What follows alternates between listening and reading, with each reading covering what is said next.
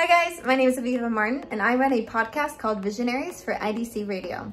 Today, I will be starting an initiative to put the IDC podcast online as well. Amazing creative career interviews with some of the coolest people in their industries. Today, I am excited to be interviewing Shohat, one of Israel's best nightlife photographers. And when he's not one of the best in Israel, then he's one of the best in LA, because that is where he is currently living and working as a photographer for DJs and comedians such as Borgor. And hi guys, welcome back to Visionaries. We are here with a very special episode. Eden, what have you been up to during this quarantine? Well, basically not a lot. A lot of nothing. Okay. And I try to study more stuff about photography, editing skills, improving the video editing, especially the video editing, learn stocks, and that's it. Cool. So stocks and improving your craft. Yeah, exactly. Okay. What about you? You having fun? I'm mostly working out, doing interviews, having All a right. good time. That's cool. So to get to know you a little bit better and understand how you got started, could we hear a little bit what it was like for you growing up here in Israel, right? Yeah. So I grew up in a place called Or Akiva, like Hadera, Palestana, kind of north. To be honest, I had no connection to photography till age 18, basically. I played a lot of soccer. That was my goal, my dream, to become a soccer player. And I became a photographer. How disappointed. Are you happy though that you're a photographer? Yeah. Definitely happy. Yeah, I feel like it's a kind of a more exciting route in many ways. Yeah, exactly. What did you really enjoy then doing as a kid? Did you like photography? Did you do any photography? No, not at all. I never did anything that connected to photography. I don't think I even touched a camera before like age 19 or 18. Wow. When was it the first time that you picked up then a camera? It was around 18, 19 in the army. I was partying with my friend who was a photographer himself. And I think he went to the bathroom or like to talk with a girl or something. And he just like, yo, Eden, can you hold the camera for me? And he gave me the camera and I just like started playing with it, like taking some photos of people. And I love it. Like everything was so cool, like interacting with the people as well.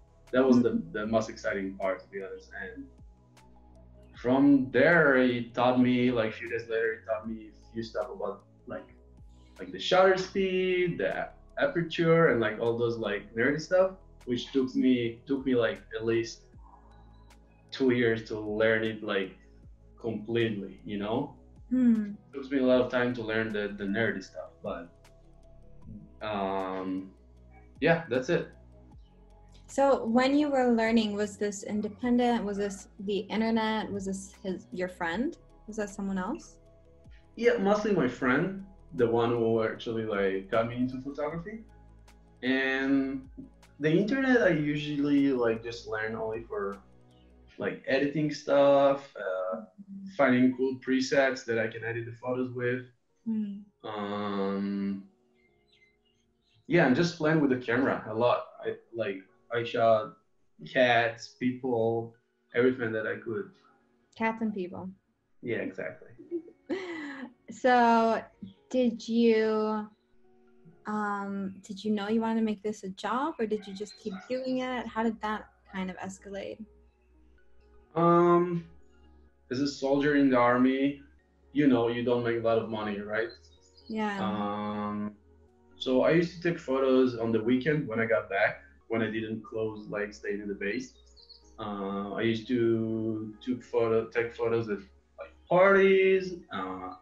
At the beginning, I didn't get paid a lot. Like sometimes I did it for free just to get my name out there.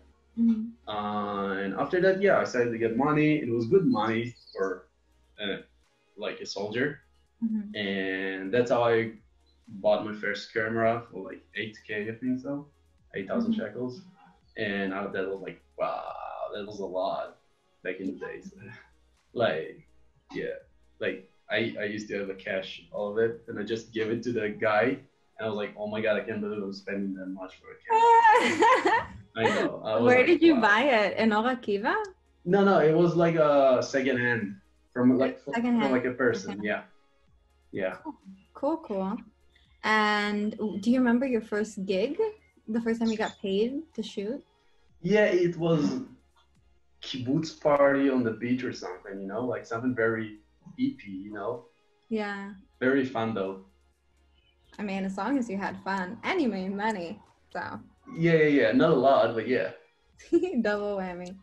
Yeah. And then did you enjoy the process of gaining experience? Yeah, definitely. That was the most exciting part, just to learn stuff every day. Like, oh my God, look at this new preset that I found. The excitement that you get from every new stuff that you just learn. I mean, now I can say that I don't have the same excitement that I had when I was like just in the beginning With of my starting out with photography. photography. Yeah. Okay, that's Yeah. fair. Do you think this is like unrelated to photography necessarily, but do you think that you always have like an excitement when you take up a new like hobby, and that just photography is something that you stuck with? Yeah, I mean, even the stocks now, when I'm just like investing in like some stocks that I never did this before, I'm just like so into it right now. I'm just like watching YouTube videos, learning. When I'm into something, I'm, full power. Yeah.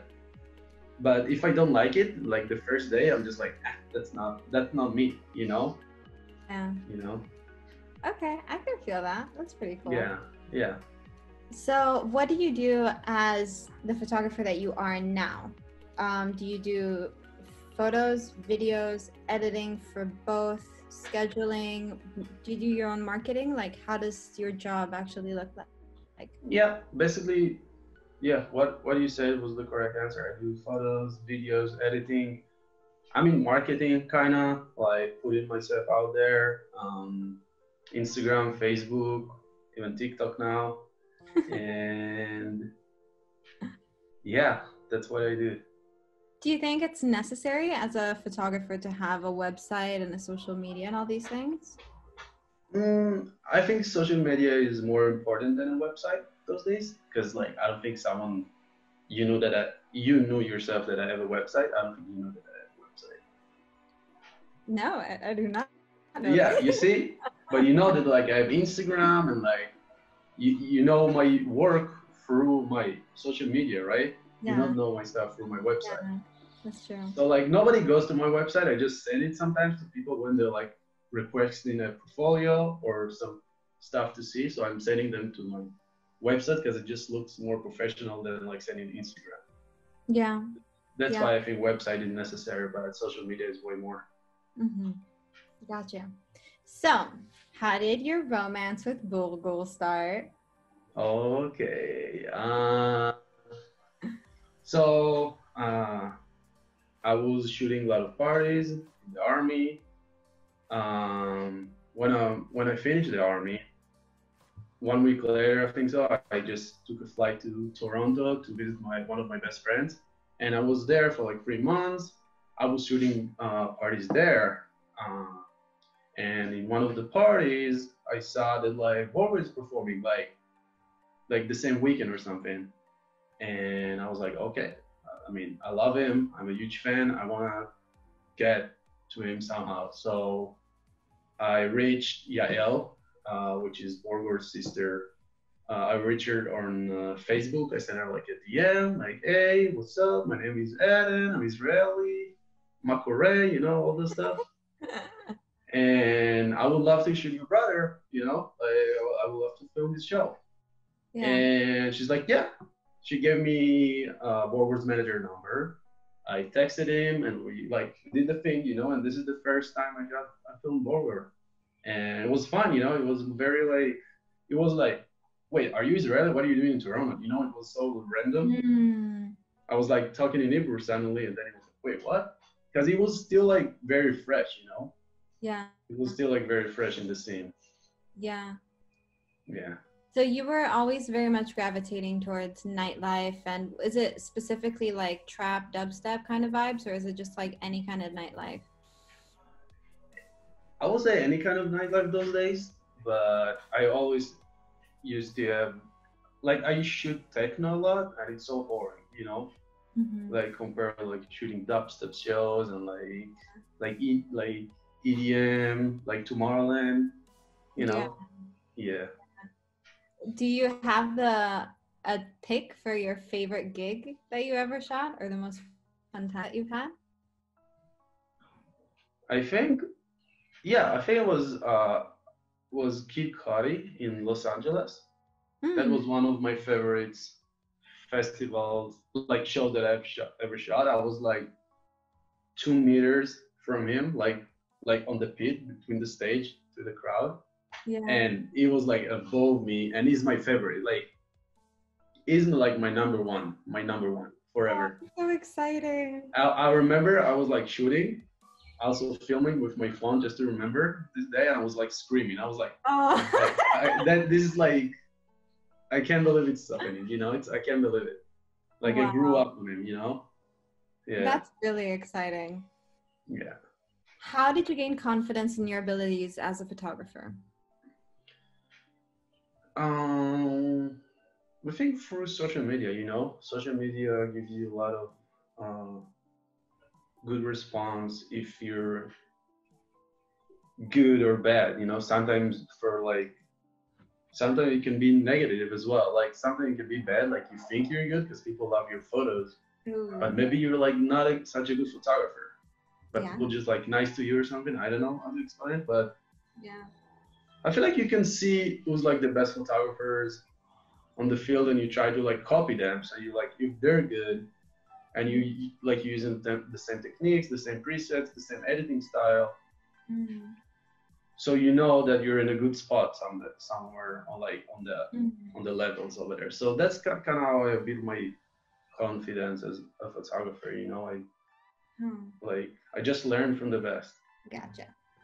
Okay, so what does your day, an average day in your life, look like when it's not Corona? When it's not Corona, all right.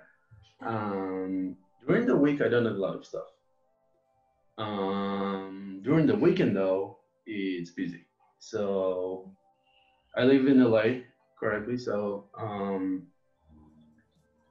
I shoot Thursday, Friday, Saturday, and sometimes Sunday.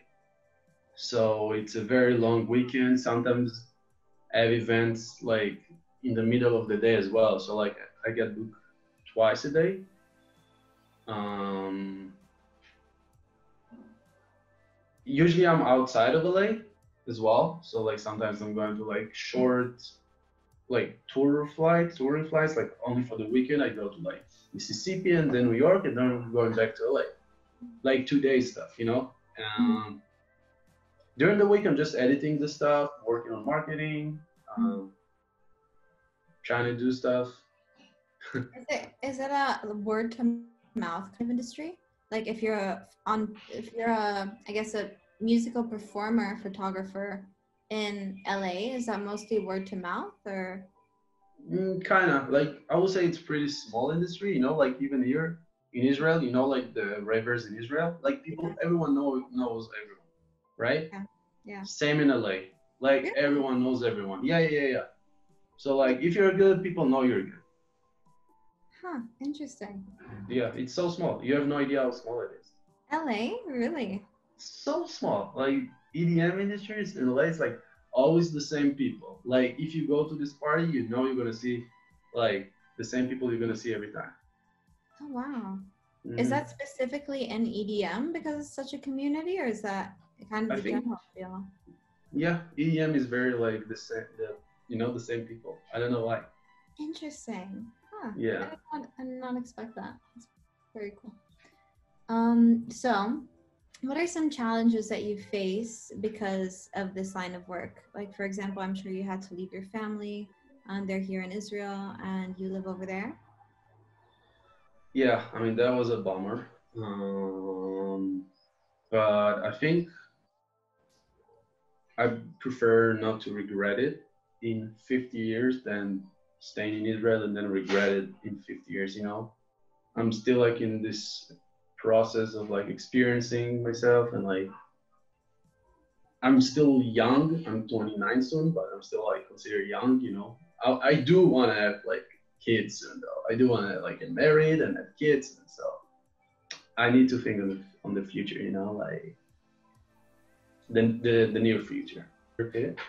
What are some things that you didn't expect that you've had to do as a photographer? Like parts of the jobs that you didn't foresee? Yeah, definitely touring. I never thought I would be actually out there and like touring. I know I love photography, but I was like, I'm probably gonna be like a wedding photographer or like a bar mitzvah photographer, but the touring was my dream, but I never thought I will like actually gonna do it. You know, it's a lot of luck. It's a lot of like putting yourself out there and like met the right connection, the right time. It's all about timing. And like if you miss your chance, you're never gonna know. Especially in Israel, which is like we're so far from like the touring scene and like it's so hard from here. Like so hard. Yeah, definitely. Oh, it's amazing to see how your career has really been like an amazing set of coincidences of the right time and place. And also, it's legitimately really cool that you reached out to Bogo's sister because that's an opportunity that not a lot of people would even have noticed. And it kind of started the whole snowball effect of you doing all this stuff, which is amazing. Like obviously a lot of it is your hard work and your talent, but I guess it's also the ability to notice an opportunity.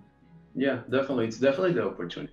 Like I think there's a lot of talented photographers and videographers here in Israel, and like you know, like better than me, more talented than me. And I think with the right connections, they could have made the same thing, you know?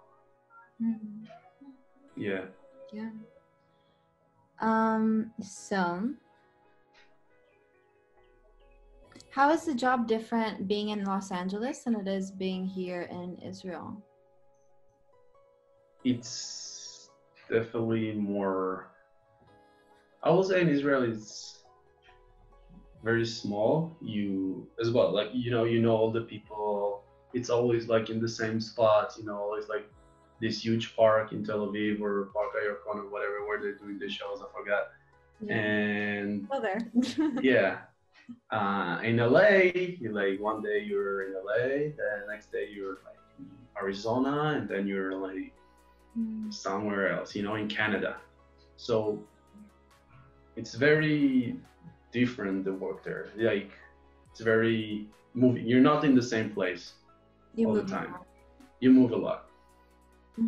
Would you recommend for an Israeli photographer who is beginning and starting out and starting to get like really good, would you recommend them to move out to LA or to another city? Or would you recommend them to try to establish a career in Israel and then move? I think first in Israel. First in Israel. Yeah, you need a good portfolio before you go swim with the big sharks, you know? Yeah, LA is the big sharks. Definitely. Definitely big sharks. Like all the good photographers are there, all the good DJs, all the good musicians, all the good actors, everything on the creative side, everything's there. Do you find that it really helps you also get better at your job, being surrounded by so many creative people? Yeah, it's definitely challenging. Sometimes like even tiring, you know, you're like, wow, I can never be that good. So yeah, it's hard, but I love it. It's part of it. Yeah, definitely. So what's a bad piece of advice you once got from someone that they were like, oh, if you do this, this is going to happen. And then that wasn't the case at all. Yeah, like you said, a lot of people told me not to do it. Like you're so like big here and like, you know, like you made it, like you making like good money and like, and I just moved, you know, I just like, I need it, you know? Yeah. Yeah. So if you were to talk to a younger Eden, or like the Eden that picked up the camera when your friend went to the bathroom, Yeah. what advice would you give him? Maybe be more responsible. More Like, responsible. yeah, you know, I lost my my MacBook 2 times. Yeah, like the second time it got stolen for good. And Where like, I was this? what? Sorry. Where was this? Where did this happen? I think like 5 years ago in Israel. I In just Israel. left it on a bus station. I went on a bus and I left my MacBook over there. I Wow. know. Yeah, and so many other things. Like I even forgot my lens in Italy once. Like on a tour with Borgor, I left my lens over there in the club, or even my wallet in one of the tours in the airport. So like, but I learned, I learned the hard way from this. Yeah. This is like definitely a good advice. To be more responsible. Yeah. What does working smart and hard in this industry look like? Not being mean to people. It's very kitschy. Yeah. Yeah. But yeah, like always stay positive with people. Don't give bad impressions. If someone was to have a similar opportunity to what you had when you met Bulgul in Toronto, and like that first connection, if someone was nervous about, hi, like I just reached out to you, we don't know each other, but I love your work. What advice would you give to someone who's like nervous in that situation, about to have that conversation? Just to act cool, trying to act cool, like every time I was near Borg, or every time he looked in my face, the first 2 years, I was like, holy shit, don't don't die, I was like, wow, I can't believe he's looking at my face, Wow. And it was very like, wow, like I can't believe like I'm sitting next to him, or like even like on the plane with him, like I can't believe I'm on this stage with him. But now it's like, now it's like we're like punching each other, and like we're like, yeah, I guess after like so long, like you have yeah, you're just becoming like, yeah, it's all like open now. That's very cool. Yeah, but as a fan, it's just different to see it. Yeah, I guess that's true. Yeah. So you, if you lived in caveman times, like the old ancient humans, what role would you be for the tribe? I think the hunter. I will be the one who's like go hunting food and like bring to my village. Okay, very cool. If you were to take a course from one person that you look up to in any business, could be photography, it could be anything else, who would it be, and what? Steve Jobs, like with how to make good money. Gotcha. Okay, good answer. Best trip you ever took? It could be fun, it could be work. So I think best trip was being on a tour bus with those YouTubers. Their name is Koriko and Noel Miller, and we did like almost 2 months on a bus in the US. So we've been to every state. We even went to Canada a little bit, and every day to wake up in a different city was amazing. Like after a show, everything was just perfect. Is it kind of like a school trip, or not really? You do have responsibilities, so like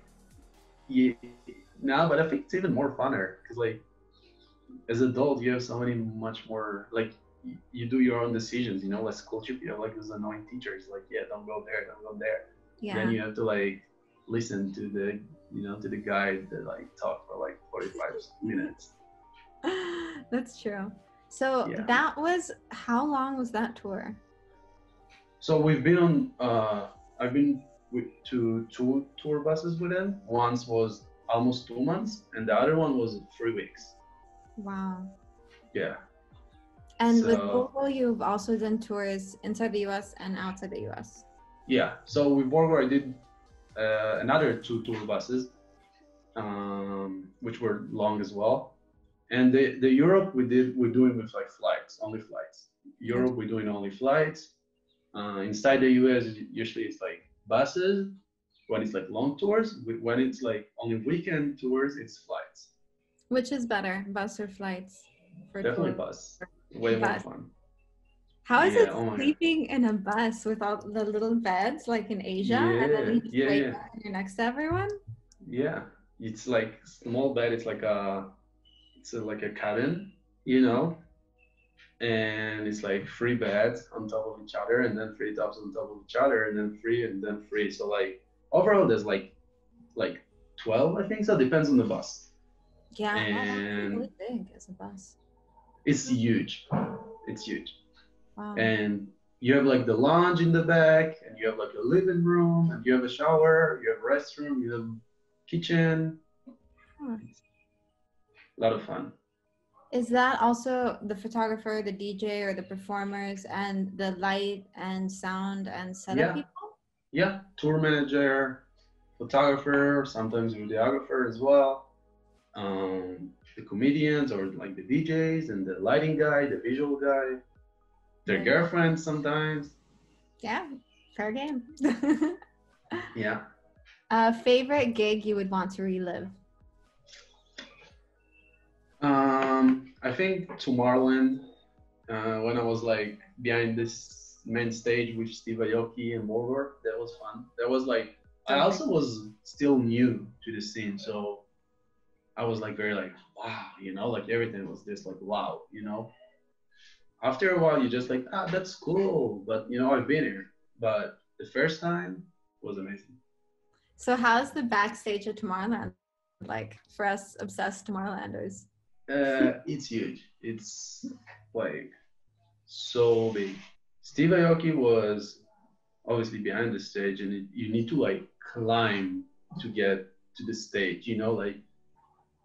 And in the backstage, you see a lot of DJs, like Nervo, I think was there, like WW. I think I saw Martin Garrix, but just a lot of DJs. Also, I was new, so I didn't really know all those people. Like Asaf, like Borger was talking with all those people, and I was like, I have no idea who they are. Yeah. That must have been fun to find out later. Like, oh yeah. Oh, so many times happened to me, by the way. So oh, especially I guess if you live in Los Angeles, you must run into so many people that is like all the time. Yeah, all the time. Okay, so a random person on the street stops you and says, Eden, here's $1 million. What are you gonna do with $1 million? Buy a house. Buy a house in Israel and LA. I think like in Sorry, that might be too deep. Thailand. And I don't know. In Thailand? Yeah, somewhere nice.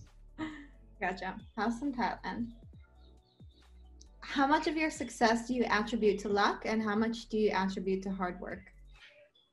I think 30% to luck, 70% to work. What would your ideal bumper sticker say? The Madabika Lauto. Yeah. I think I'm a cameraman or something, something like not too flexy and not too stupid. Okay. I don't know. Yeah, I'm a cameraman. I'm a cameraman. What's your favorite word? I think like schluck, maybe. Schluck? What's your favorite curse word? I think wanker. Wanker. Yeah. And like a heavy accent. Yeah, like the British accent. And the British accent. Mm-hmm. Nice. Are you a morning person or a night person? Night person, 100%. Night person. Who can always make you laugh? My sister. Very cool. What recharges you? Like what gives you energy? Coffee. A lot of coffee. Favorite flavor of bubblegum? Watermelon. Watermelon. Bam. Yeah. What do you do first thing in the morning? Drinking coffee. Coffee. What is the smell that you love that brings you good memories? My grandma food. Is she in Israel? Yeah, yeah. Very cool. What do you feel accomplished after? Like editing like a gallery or like an album from a party, which is like probably 400, 500 photos. Wow. Yeah, it's kind of fun. Like after editing them and putting them out. Yeah, like it's like, like completing something, Yeah, I could see that. Yeah. What is a day not complete without? Those days I'm trying to like working out every day. Like if I'm not working out every day, I'm like, damn, what a lazy, you know. So I think definitely working out. Working out.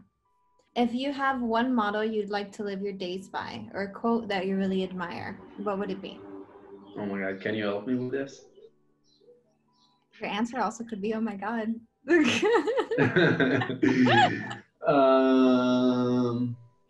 I don't know, like live. I don't know, live. You only live once or something, Okay. Yeah, The last interview I did was a drummer that said, live a good story. So I feel like that's very on the same page. Yeah, very, very casual and boring. You'll love No. We're all it's all the same. Yeah. What do you love to film the most? To film the most? Yeah. Shows. Definitely shows. Shows. Yeah. Concerts. What is it about the shows that you love to film? Just the energy and like the vibes that the singer brings to the crowd or like the audience. Just amazing to see it and like the reactions and everything is just like set up for you for the perfect shot. It's like more entertaining than everything. That's nice. What's your next dream? I think to do something with like soccer / football. Okay. Like with the legs, the game with the legs. Or to be a coach or to film soccer. I always wanted to do it. Oh, always. Wow.